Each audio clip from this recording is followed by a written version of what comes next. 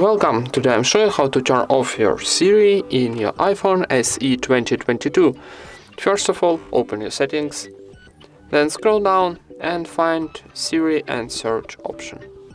Go into, and here on the top we got two options, listen of Hey Siri and press and hold for Siri. So need turn off these two options.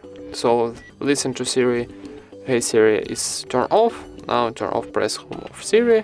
And how you can see here we got message that turn off Siri, confirm operation, tapping one more time turn off, and that's it.